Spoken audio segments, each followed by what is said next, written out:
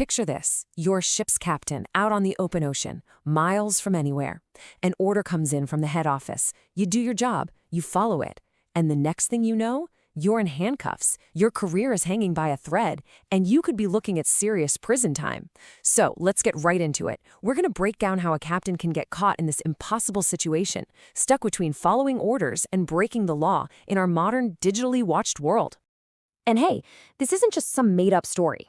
What you're looking at is a real notice of arrest. It's February 2026, about 100 nautical miles off the coast of Mumbai. The captain of a tanker, the Asphalt Star, is arrested. And look at those words, cognizable and non-bailable. What does that mean? Well, cognizable means the police can arrest you without a warrant. Non-bailable means good luck getting out of jail before your trial.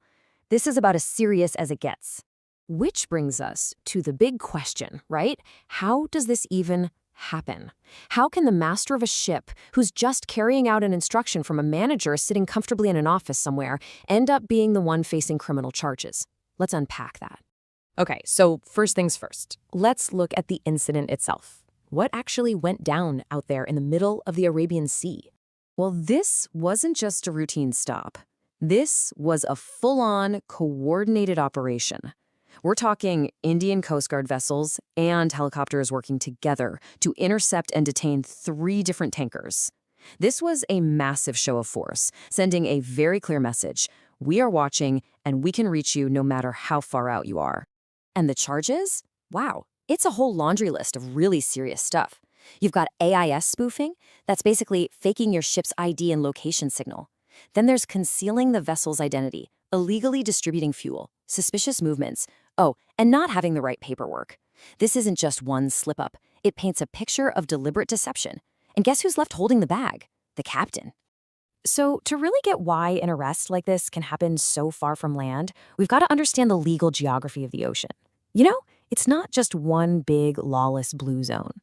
This chart here does a great job of showing the different zones. You've got the waters right up close to the coast, but where our story takes place is in that big outer band, the Exclusive Economic Zone, or the EEZ, and that thing stretches all the way up to 200 nautical miles from shore. So what exactly is an EEZ? Think of it like this. It's a huge area where a country, in this case India, has the exclusive rights to all the economic resources. We're talking fishing, oil and gas drilling, and, this is the key part for our story, any and all commercial activity. And right there, that's where things get tricky. For centuries, these waters were considered the high seas, free for everyone.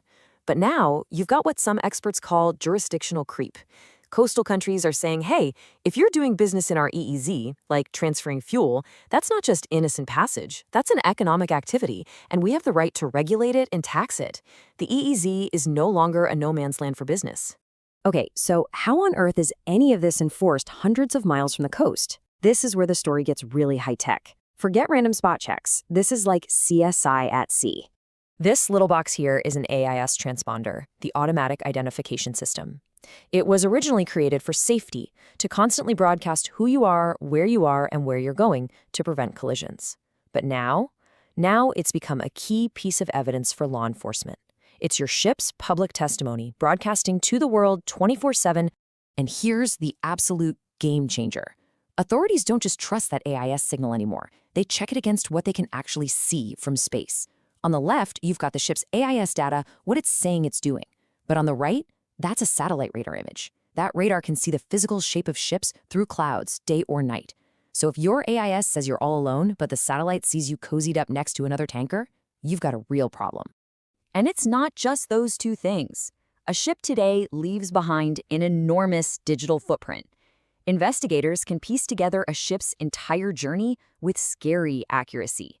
They've got the voyage data recorder, that's the ship's black box, long-range tracking systems, the ship's on electronic charts, satellite imagery, even audio from the bridge, and old-school logbooks.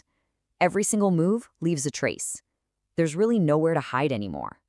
So you've got all this tech, all this complex law, and it all comes crashing down on the shoulders of one person, the master. This is where we get to the human heart of the problem.